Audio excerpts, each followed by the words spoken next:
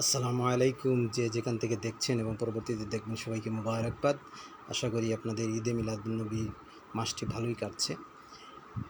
এই যে আমি সালাম করলাম আসসালামু আলাইকুম, এটাই হলো রাসূলুল্লাহ সাল্লাল্লাহু আলাইহি ওয়াসাল্লামের সুন্নত এবং সবচেয়ে গুরুত্বপূর্ণ সুন্নত। এখন দেখা যায় যে আমরা আসসালামু আলাইকুম, আসসালামু আলাইকুম, আসসালামু আলাইকুম, আসসালামু আলাইকুম, আসসালামু আলাইকুম এইরকম সালাম প্রায় 70% দেখবেন। আমি কৌতূহলবশত একজন তরুণকে এইভাবে জিজ্ঞেস করেছিলাম যে সালাম তো আসসালামু আলাইকুম এইভাবে দিবে, তো আসসালামু আলাইকুম বা আসসালামু আলাইকুম এর মানে কি? তো ও আমাকে যেটা ব্যাখ্যা করলো যে পুরাটা আসসালামু আলাইকুম বললে একটা স্টাইল বা ফ্যাশন, যেমন গ্রামের গ্রামের লাগে। আসসালামু আলাইকুম, আসসালামু আলাইকুম, আসসালামু আলাইকুম এগুলো হলো মানে একটু স্মার্ট লাগে তার ভাষার মধ্যে। আমি শুনে আশ্চর্য হলাম এবং এই জন্যই আজকে ভিডিও বানাচ্ছি। মুসলমানিটাকে আমরা যেন এই ইসলামটাকে বা ইসলামের বিধান বা সুন্নতটাকে যেন হাসির খোরাক বা অনেকটা ফাতলামির একটা ভাব যেন নিয়ে না আসি, তার মারাত্মক গুনাহ হবে। আমাদের সমাজে ছোটো বড় ব্যবধান তো রাসূলুল্লাহ নিষেধ করেছেন, তারপর যদি থেকেও থাকে তাহলে আপনি স্মার্ট হয়েছেন, আপনি ধনী হয়েছেন বলে আপনি সালামের ওয়ালাইকুম সালাম ওয়ালাইকুম, বা আপনি সালাম দিবেন আসসালামু আলাইকুম মানে আসসালামু আলাইকুম এভাবে দিলে আপনি দুর্বল হয়ে যাবেন বা সমাজের নিচু স্তরের মানুষ মনে হবে। এটা একটা ভণ্ডামি ছাড়া আর কিছু না।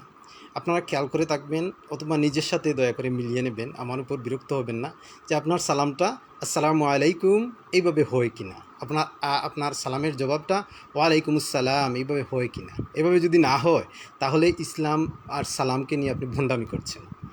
আজকে প্রিয় নবী সাল্লাল্লাহু আলাইহি ওয়াসাল্লামের ঈদে মিলাদুন্নবী আগামী শনিবার পালিত হবে। তো সবচেয়ে বড় বিষয় হলো আমরা কতগুলো সুন্নত সঠিকভাবে আদায় করতে পারতেছি। একদিনের জন্য আপনারা মুসলমান হওয়ার কী বা এমন লাভ? আপনি নবীজির সুন্নতগুলো পুঙ্খানুপুঙ্খভাবে পালন করবেন এবং আপনারা দয়া করে নিজের সাথে মিলিয়ে নিয়ে অন্তত গুরুত্বপূর্ণ সুন্নত, যেটা সবসময় এক মুসলমান আরেক মুসলমান ভাই সামনে পেলেই ছোটো বড় ব্যাপার না। আবার দেখা যায় যে সালাম কাউকে কিছু লোককে আপনি আজীবন সালাম দিতেই আছেন, উনি সালামের জবাবই দিতে আছেন জীবনে, আর উনি আর আপনাকে সালাম দেবেন না। সালাম হযরত আলী রাদিয়াল্লাহু তাআলা আনহুর একটা কথা আছে যে যে আগে সালাম করে সে অহংকার মুক্ত। আমরা দেখা যায় যে স্থান বেদে পাত্র বেদে আমরা বা সারা জীবন একটা লোক আপনাকে সালাম করেই গেলেও আপনি নিজে ওনাকে সালাম করার মতো টেন্ডেন্সি বা মন মানসিকতা আপনার তৈরি হলো না, তাহলে আপনি অহংকার, আর অহংকারীরা জান্নাতে যাবে না, এটা রাসূলুল্লাহ বলেছেন। অহংকার একমাত্র আল্লাহ মানায়।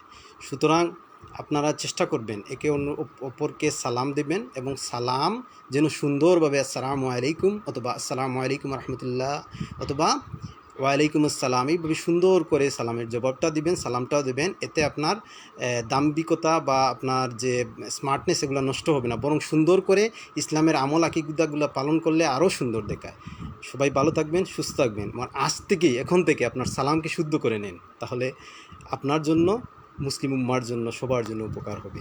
ভালো থাকবেন। আসসালামু আলাইকুম রহমতুল্লাহি ওয়া বারাকাতুহু।